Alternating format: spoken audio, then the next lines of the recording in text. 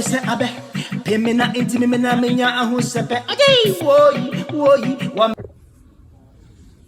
Peace. Welcome back to my channel. Thank you for tuning in.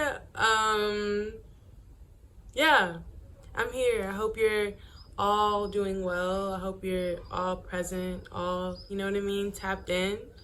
I want to like ring the sound bowl 3 times to like just set the tone, set some vibes for myself, I guess.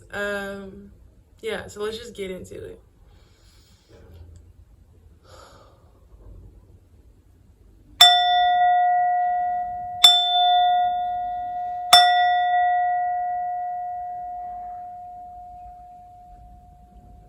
Okay. So, as you can see by the title, today we're talking about radical self-acceptance. Yes.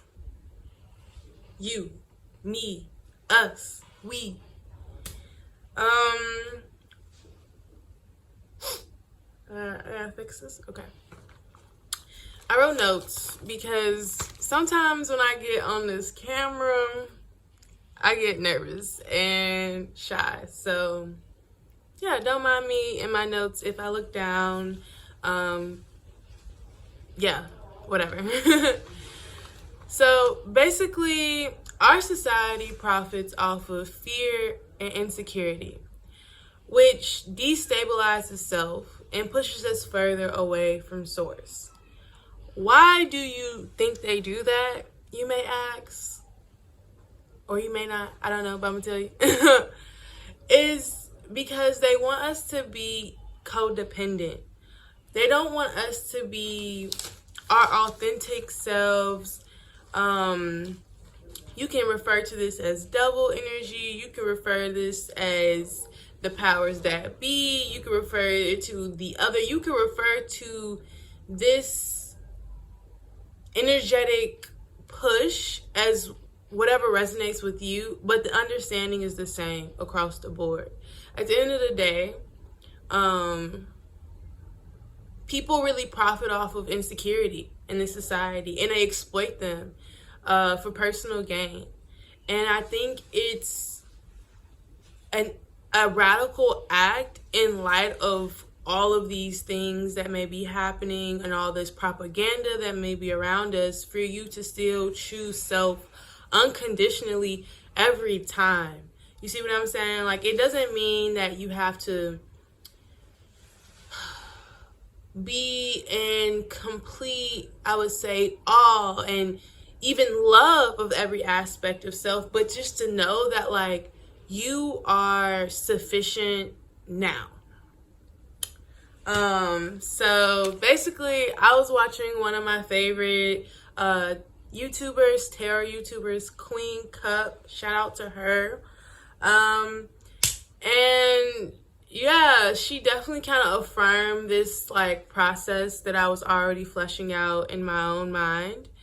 And basically what she said was the only thing stopping us from accepting self is ego. It's like these preconceived notions and expectations that we project on, not only, you know, we internalize from other people, but we also project onto ourselves. And at the end of the day, like, none of that matters. Like, the only thing that has real weight in the now is now. You know what I mean? And not the expectation of what you think the now should be, just the now. And choosing to sit in that and lean into that, like, by any means, is empowering that, to say the least. To say the least. Okay, so yeah, basically, I feel like ego tries to distort our realities based off of the things we've heard, the things we've seen, and it tries to like whisper things in our ear like, oh, you're not good enough, or and maybe you're not. You know what I mean? And what does that mean? Are you nothing? You know, sometimes being able to sit with the reality of disappointment is a whole nother conversation. In this conversation, we're just talking about essentially meeting reality on reality's terms, as Midnight Gospel would like to say. I don't know if you guys ever watched that show on Netflix, but it's one of my personal faves. And in like the first episode, that was a quote.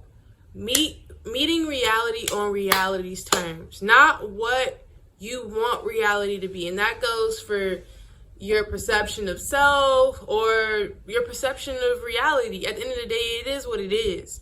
You know what I mean? Not what you want it to be, not how it could be, not what it would be, but it is what it is. And I think the best way to even kind of navigate like our outward projections is to confront our inward projections. You know what I mean? And I think everything through self is possible. So essentially kind of confronting your internal conversation as far as being present with yourself and accepting self as you are today.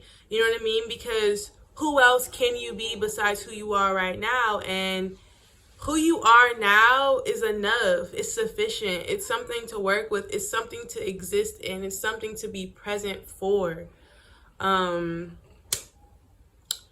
I think a lot of times in our society, propaganda, media, the powers that be, always tries to like tell us the moment that we're in is not sufficient. It's not good enough. Like, you know, you would be beautiful if you just had this product, or, you know, you would be this if you just bought this, or if you did this, everyone would like you. And it's like, nah, like, nah. Be wary of destination mentality. Who you are and where you're at is sufficient and deserving. It is something. You know what I mean? You can go up, down, all around with that statement, but at the end of the day, it is. And I think embracing that unconditionally and with loving arms and eyes is, like I said, a radical act. Because at the end of the day, you could have this idea that, oh, if only I had this or that, then that would make me more happy. And essentially, that's not true. The only thing that's going to make you happy, or the only thing that's going to make you anything, is you. You know what I mean? It's all inward. It all comes from self. So at the end of the day, like, you may say like, oh, okay, like, hold on.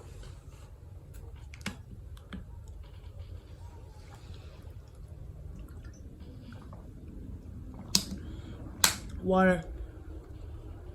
At the end of the day, you may think of this idealistic place where once you hit that mark, then like you'll just snap into this place of happiness, or you'll snap into this place of sufficiency. And I don't know, I'm not saying there are not things that can help you accommodate self in a little more comfortable way. I'm not saying that. What I'm saying is that at the end of the day, you are sufficient now. As a self, you are sufficient now. And anything that comes in to try to make you feel anything other than that should be something you you really look at with a close eye.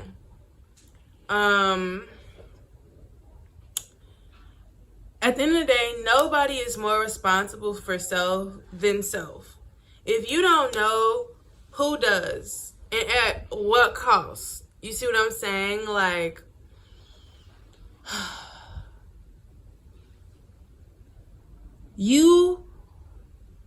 whether you like certain aspects of yourself or you don't like them, you shouldn't be the first one to know those aspects exist within you.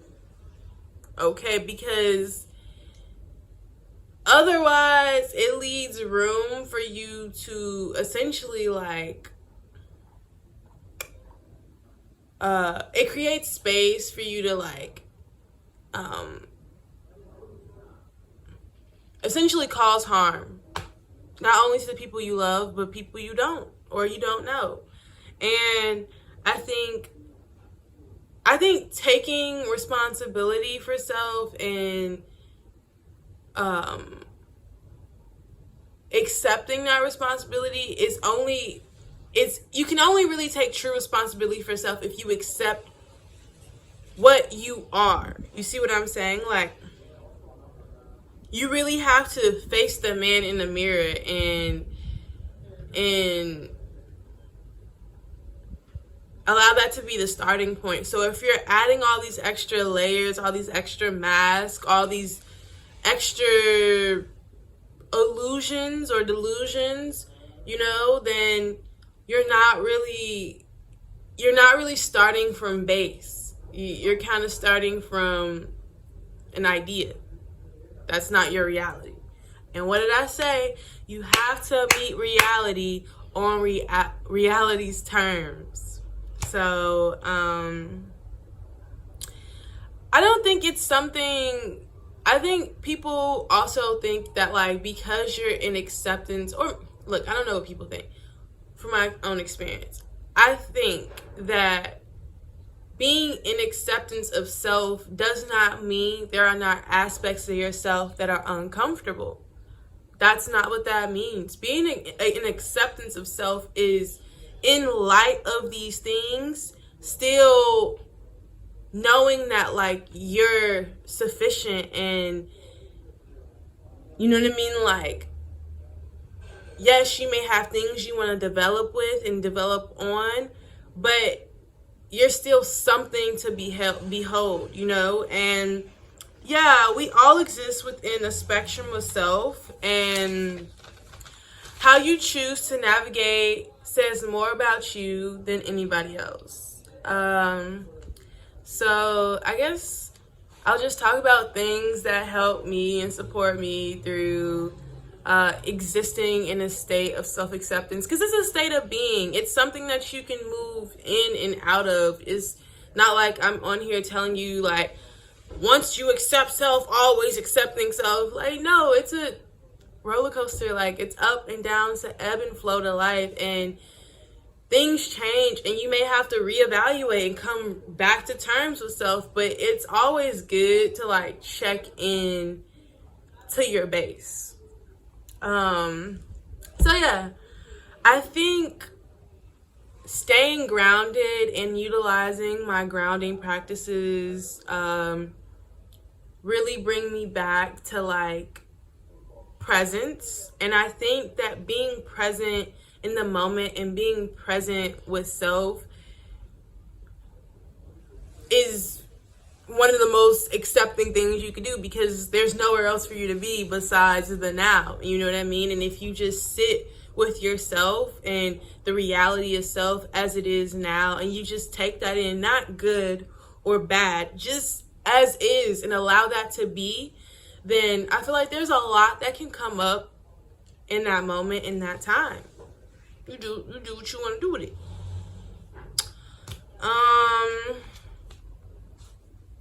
Okay, yeah, and then within that, while I'm being present, being honest with myself about how I feel, and using that as a map to see where I'm at.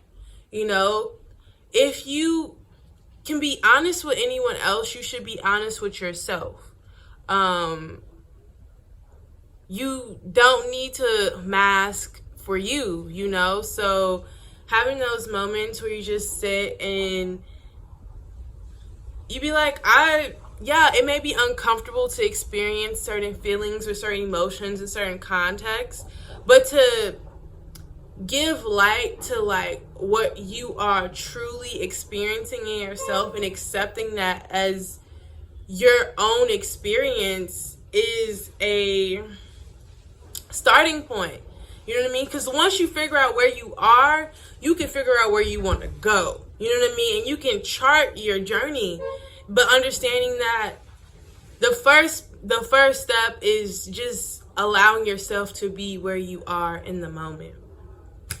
And then I guess like one of my last things that really helped me sit in self-acceptance is body neutrality. Basically, that's not necessarily, I guess, it's in the name, neutral. So, like, not essentially, like, being, like, everything about me is amazing and all loving and it's great, because, I mean, to be honest, I don't even feel like that about myself. You know, there are things that I genuinely have insecurities about, and that's okay. It's okay to have insecurities, you know, and that's kind of like what body neutrality is not necessarily saying that you need to be in the complete green, but just saying that, like, whether it's green, red, or yellow, it's mine, and I'm not gonna put too much weight on these things, you know what I mean? Because at the end of the day, it's still me. And yeah, so I feel like, you know, as a person that experiences a lot of dysmorphia and a lot of insecurities around various things as a self, I think always coming back to the middle and being like, that's okay to feel, that's fine, I'm still sufficient, and I'm still a self, and I'm still deserving in light of all my quirks, my kinks, and all these things that, you know, could be manipulated against me to make me feel less than. It's like, nah, bro. Nobody said I had to be perfect. I just had to be here, you know, and just allowing that, like I said, to be a starting point. So I don't know. This is I'm gonna work on my delivery with these things. So I don't know. You guys work with me, work with you. Hopefully you gain something from this video. Hopefully you appreciate it. If not, I don't know. I did what I could. I did what I could with what I have. So yeah, we'll check back in and just keep being you the best way you can with what you have. So peace, love. And every touch beats, now hold me close and